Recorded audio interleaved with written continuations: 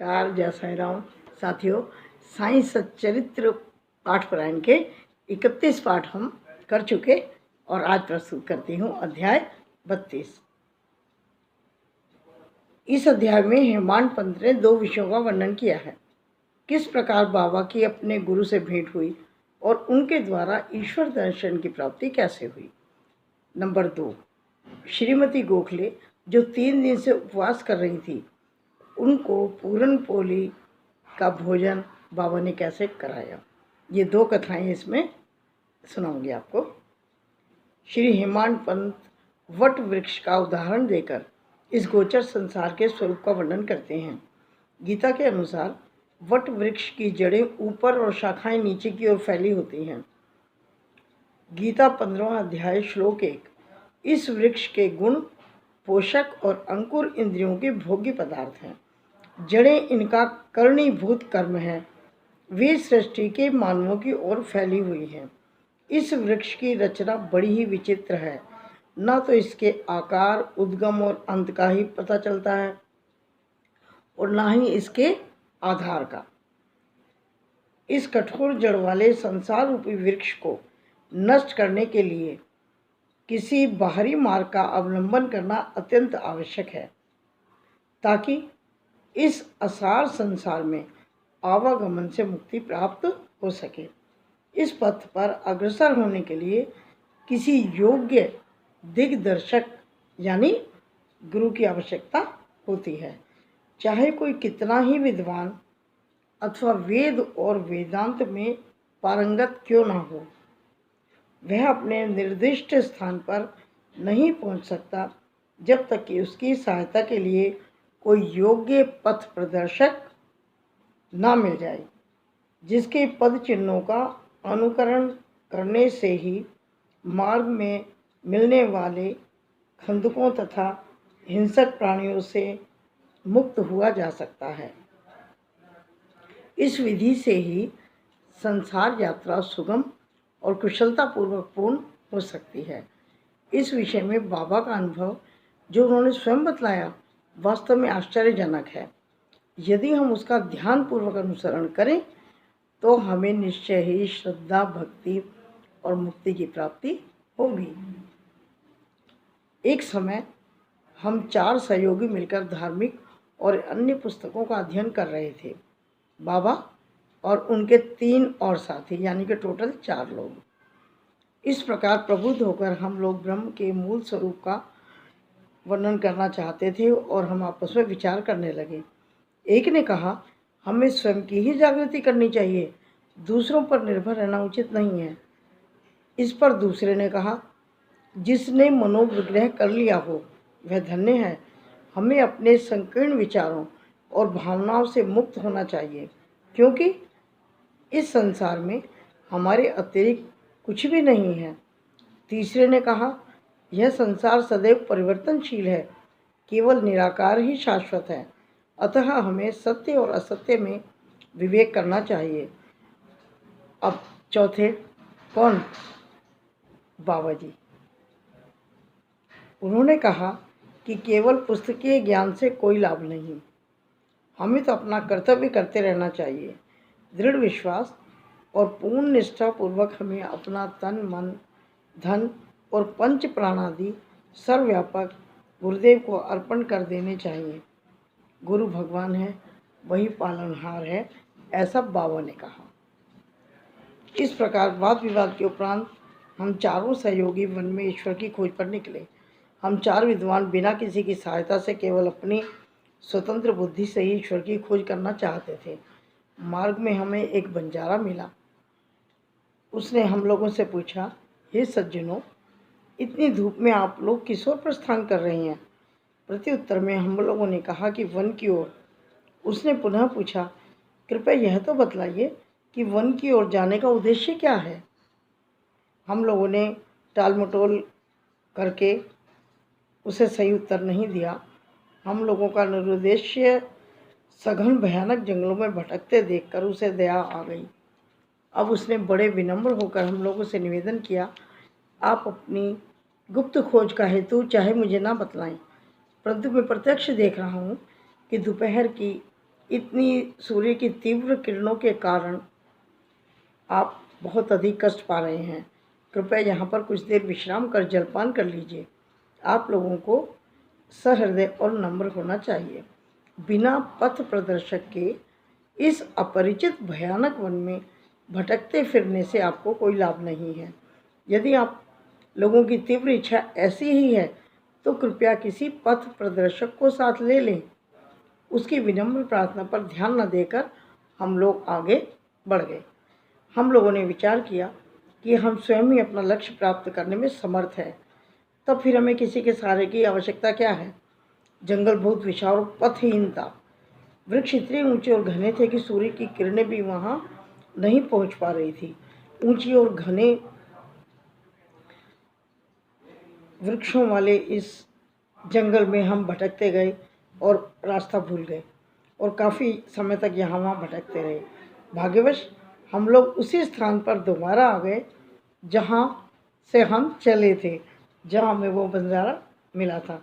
तब वही बंजारा में फिर मिला और कहने लगा, अपने चातुर्य पर विश्वास कर, आप लोगों को पथ की विस्मृति हो गई है। प्रत्येक कार्य में, चाहे वह बड़ा हो या छोटा, मार्गदर्शक आवश्यक है। ईश्वर प्रेरणा के अभाव में सत्पुरुषों से भेंट होना संभव नहीं है। भूखे रहकर कोई कार्य पूर्ण नहीं हो सकता। इसलिए यदि कोई आग्रहपूर्वक भोजन के लिए आमंत्रित करे तो उसे कभी अस्वीकार ना करें। भोजन तो भगवान का प्रसाद है, उसे ठुकराना उचित नहीं। यदि कोई भोजन के लिए आग्रह करे तो उसे अपनी सफलता का प्रतीक जानो। इतना कहकर उसने भोजन करने का दोबारा अनुरोध किया। फिर भी हम लोगों ने उसके अनुरोध की उपेक्षा कर भोजन करना स्वीकार कर दिया। उसके सरल और गूढ़ उपदेशों की ओर ध्यान दिए बिना ही मेरे तीनों साथियों ने आगे प्रस्थान कर लिया। यानी कि बाबा तो रुक गए, लेकिन उनके साथ के जो तीनों साथी थे वो चले गए। मैं क्षुधा और तृषा से अत्यंत व्याकुल था। बंजारे के अपूर्व प्रेम ने मुझे उसकी ओर आकर्षित कर लिया, ये बाबा कह रहे हैं। यद्यपि हम लोग अपने को अत्यंत विद्वान समझते थे, परंतु दया और कृपा किसे कहते हैं, इससे तो हम अनभिज्ञ ही थे ना। बंजारा था तो एक शूद्र, अनपढ़ और गंवार, परंतु उसके हृदय में महान दया थी, जिसने बार बार भोजन के लिए आग्रह किया। जो दूसरों पर निस्वार्थ प्रेम करते हैं, सचमुच वे ही महान हैं। मैंने सोचा कि इसका आग्रह स्वीकार कर लेना ज्ञान प्राप्ति के लिए शुभ आह्वान है, और मैंने इसी कारण उसके दिए हुए रूखे सूखे भोजन को आदर और प्रेम सहित ग्रहण कर लिया। अब भूख मिटते ही क्या देखता हूँ कि गुरुदेव तुरंत ही समक्ष प्रकट हो गए और प्रश्न करने लगे, ये सब क्या हो रहा है। घटित घटना मैंने तुरंत उन्हें सुना दी। उन्होंने आश्वासन दिया कि मैं तुम्हारे हृदय की समस्त इच्छाएं पूर्ण कर दूंगा, परंतु जिसका विश्वास मुझ पर होगा, सफलता केवल उसी को मिलेगी। मेरे तीनों सहयोगी तो उनके वचनों पर अविश्वास करके वहाँ से चले गए। तब मैंने उन्हें आदर सहित प्रणाम किया और आज्ञा माना स्वीकार कर लिया। तत्पश्चात वे मुझे कुएं के समीप ले गए और रस्सी से मेरे पैर बांधकर मुझे कुएं में उल्टा लटका दिया। मेरा सिर नीचे, पैर ऊपर थे। मेरा सिर जल से लगभग 3 फीट की ऊंचाई पर था। ना तो मैं हाथों से जल को छू सकता था और ना ही वो जल मेरे मुंह में आ सकता था। मुझे इस प्रकार उल्टा लटकाकर वे ना जाने कहाँ चले गए।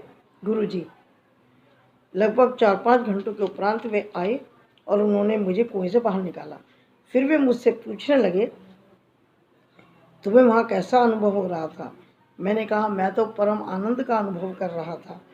मेरे समान मूर्ख प्राणी भला ऐसे आनंद का वर्णन कैसे कर सकता है। मेरा उत्तर सुनकर मेरे गुरुदेव अत्यंत प्रसन्न हो गए। उन्होंने मुझे अपने हृदय से लगा लिया और मुझे अपने साथ ले लिया। एक चिड़िया अपने बच्चों की कितनी सावधानी से लालन पालन करती है, उसी प्रकार मेरे गुरु ने भी मेरा लालन पालन किया। उन्होंने मुझे अपनी शाला में स्थान दिया। कितनी सुंदर थी वह शाला। वहाँ मुझे अपने माता पिता की भी विस्मृति हो गई। मेरे समस्त अन्य आकर्षण दूर हो गए और मैंने सरलतापूर्वक बंधनों से मुक्ति पाई। मुझे सदा ऐसा ही लगता था कि उनके हृदय से ही चिपक कर उनकी ओर देखता रहूं। यदि उनकी भव्य मूर्ति मेरे दृष्टि में न समाती तो मैं अपने को नेत्रहीन होना ही अधिक श्रेयस्कर समझता। कैसी प्रिय थी वह शाला कि वहाँ पहुंचकर कोई भी कभी खाली हाथ नहीं लौटता। मेरी समस्त निधि, घर संपत्ति, माता पिता, क्या कहूँ, वे ही मेरे सर्वस्व थे। मेरी इंद्रियां अपने कर्मों को छोड़कर मेरे नेत्रों में केंद्रित हो गईं और मेरे नेत्र केवल उन्हीं पर। मेरे लिए तो गुरु ऐसे हो चुके थे कि दिन रात मैं उनका ही ध्यान में निमग्न रहता था। मुझे किसी भी बात की सुध ना थी। इस प्रकार ध्यान और चिंतन करते हुए मेरा मन और बुद्धि स्थिर हो गई। मैं स्तब्ध हो गया कि और उन्हें मानसिक प्रणाम करने लगा। अन्य और भी आध्यात्मिक केंद्र हैं जहाँ भिन्न भिन्न दृश्य देखने को मिलते हैं। साधक वहाँ ज्ञान प्राप्त करने को जाता है तथा द्रव्य और समय का अपव्यय करता है। सॉरी।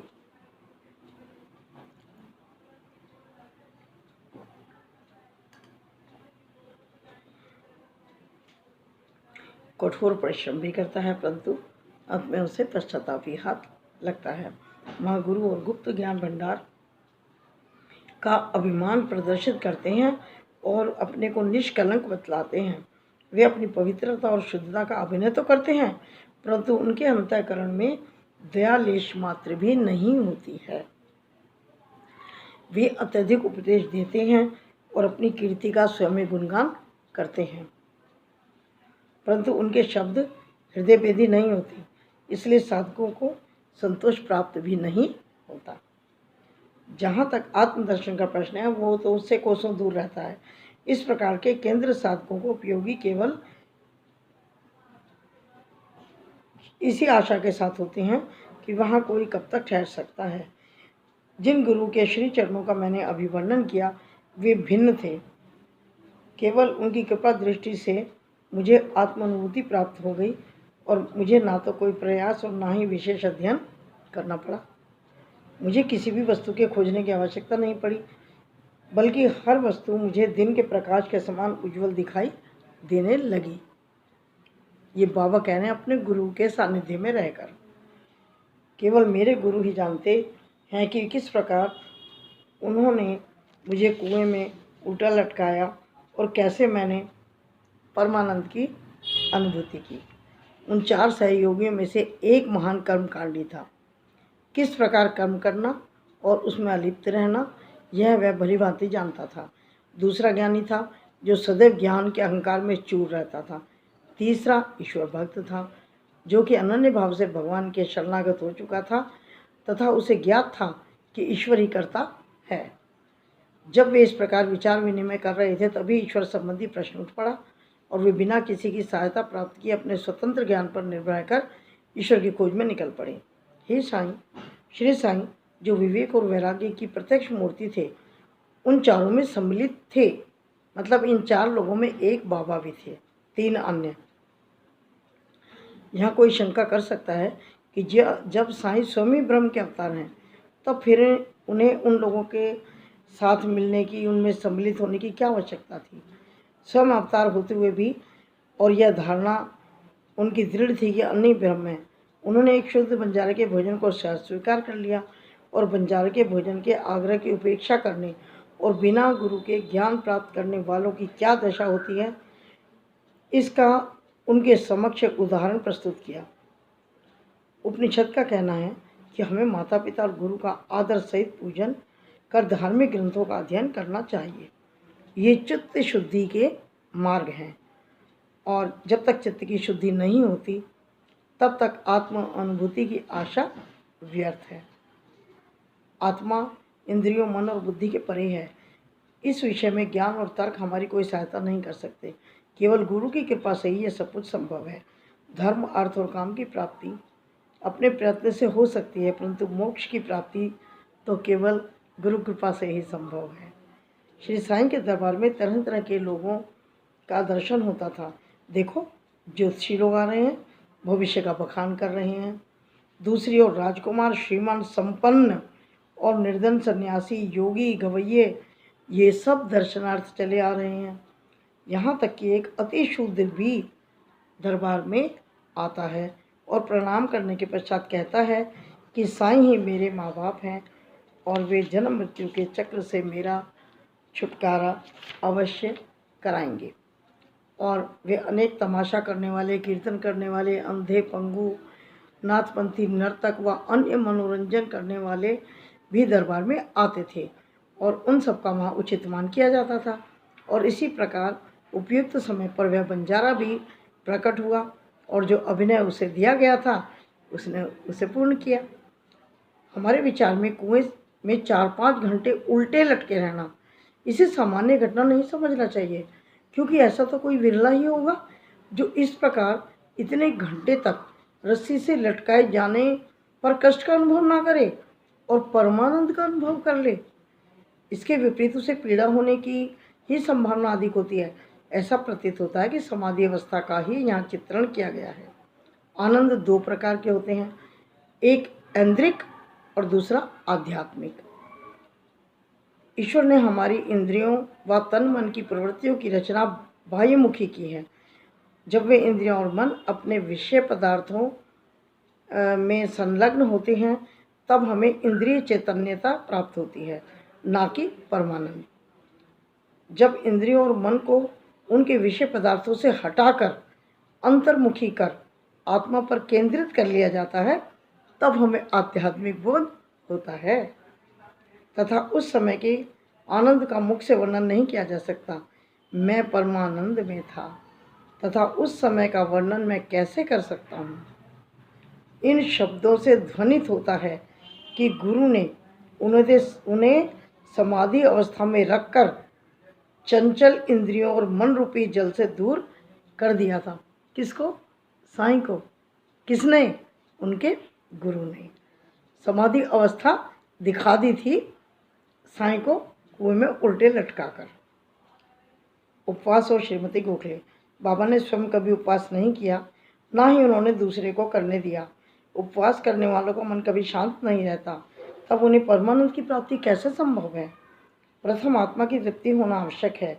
भूखे रहकर ईश्वर की प्राप्ति नहीं हो सकती। यदि शरीर में कुछ अन्न की ऊर्जा ना हो तो हम कौन सी आंखों से ईश्वर को देखेंगे, कौन सी जिह्वा से हम उनका वर्णन करेंगे और किन कानों से हम श्रवण करेंगे। सारांश यह है कि जब समस्त इंद्रियों को यथेष्ट खुराक और शांति मिलती है तब वे बलिष्ठ रहती हैं, तब ही हम भक्ति और ईश्वर प्राप्ति की अन्य साधनाएं कर सकते हैं। इसलिए ना तो हमें उपवास रखना चाहिए और ना ही अधिक भोजन करना चाहिए। भोजन में संयम रखना शरीर और मन दोनों के लिए उत्तम है, ऐसा बाबा ने कहा। श्रीमती गोखले दादा केलकर के पास शिरडी आई। वे एक दृढ़ निश्चय करके आई थी कि बाबा के श्री चरणों में बैठकर 3 दिन उपवास करूंगी। उनके शिरडी पहुंचने के एक दिन पूर्व ही बाबा ने दादा केलकर से कहा कि मैं होली के दिनों में अपने बच्चों को भूखा नहीं देख सकता। यदि उन्हें भूखे रहना पड़ा तो मेरे यहाँ होने का क्या लाभ है। दूसरे दिन वह महिला दादा केलकर के साथ मस्जिद में आकर बाबा के चरणों के करीब बैठ गई तो बाबा ने कहा, उपवास की क्या आवश्यकता है? दादा भट्ट के घर जाकर पूरन पोली तैयार करो, अपने बच्चों को भी खिलाओ और स्वयं भी खाओ, बाबा ने कहा।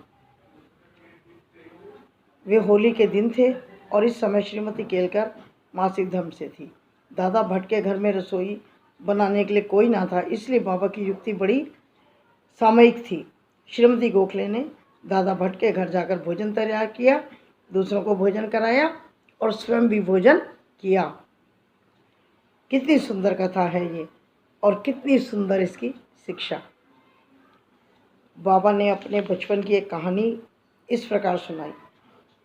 जब मैं छोटा था, जब जीविका उपार्जन के लिए मैं बीड़ गांव गया, बाबा सुना रहे हैं अपनी कहानी। वहाँ मुझे जरी का काम करने को मिला। मैं बड़ी लगन और उम्मीद से अपना काम करने लगा। मेरा काम देखकर सेठ बहुत प्रसन्न हुआ। मेरे साथ 3 लड़के और काम करते थे। पहले का काम 50 रुपये का, दूसरे का 100 रुपये का और तीसरे का यानी मेरा 150 रुपये का। इस प्रकार मेरा काम उन सबसे अधिक था। मेरी निपुणता देखकर सेठ बहुत प्रसन्न हुए। वह मुझे अधिक देना चाहते थे पर मेरी प्रशंसा भी करते रहते थे। उन्होंने मुझे एक पूरी पोशाक प्रदान की, जिसमें सिर के लिए एक पगड़ी, शरीर के लिए एक शैला भी था। मेरे पास ऐसी पोशाक रखी रही, वो पोशाक मेरे पास रखी रही, बाबा कह रहे हैं।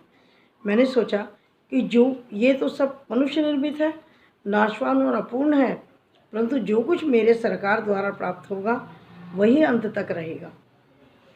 किसी भी मनुष्य के उपहार की उससे समानता संभव नहीं है। मेरे सरकार कहते हैं ले जाओ, लोग मेरे पास आकर कहते हैं मुझे ये दो, मुझे वो दो, परंतु जो कुछ मैं कहता हूँ उसके अर्थ पर तो कोई ध्यान नहीं देता, ध्यान देने का प्रयत्न भी नहीं करता। मेरे सरकार का खजाना, आध्यात्मिक भंडार भरपूर है और बह रहा है। मैं तो कहता हूँ खोद कर गाड़ी भर कर ले जाओ, जो सच्ची माँ का लाल होगा वह ही उसको भरना चाहेगा। मेरे फ़कीर की कला, मेरे भगवान की लीला और मेरे सरकार का बर्ताव अद्वितीय है। मेरा क्या, यह शरीर मिट्टी में मिलकर सारा भूमंडल में व्याप्त हो जाएगा और फिर यह अवसर कभी प्राप्त ना होगा। मैं चाहे कहीं जाता हूँ या कहीं बैठता हूँ, परंतु माया तो मुझे बहुत अधिक कष्ट पहुँचाती है। जो कुछ भी कोई करता है एक दिन उसका फल उसे अवश्य मिलता है, और जो मेरे इन वचनों को याद रखेगा उसे मौलिक आनंद की प्राप्ति अवश्य होगी।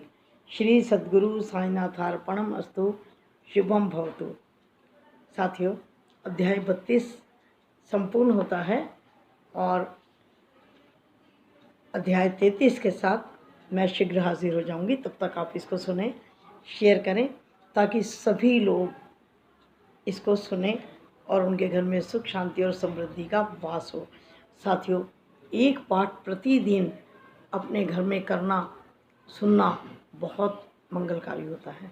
कुछ लोगों ने मुझसे पूछा, आंटी हम सुनेंगे तो क्या पढ़ने जितना लाभ ही मिलेगा? बिल्कुल मिलेगा। पढ़ें या सुनें एक ही बात है। पढ़ रहे हैं तो आपके मन में जा रहा है, सुन रहे हैं कानों के द्वारा वो भी मन में जा रहा है, आत्मा में जा रहा है। तो सुने या पढ़ें एक ही बात है। पठन और श्रवण दोनों से समान लाभ मिलता है। इसलिए यदि आप किसी कारणवश नहीं पढ़ पा रहे, आपके पास बुक नहीं है, या आप इतनी देर बैठ नहीं पा रहे, या चश्मा नहीं है, या आप पढ़ नहीं पा रहे किसी भी कारण से, तो आप सुन लीजिए, ऑन करके अपने फ़ोन को अपने पास रख लीजिए और आंखें बंद करके ध्यान से सुनते रहिए। ठीक है, चलती हूँ, बहुत जल्द मिलती हूँ। तब तक जय साईं राम, खुश रहिए।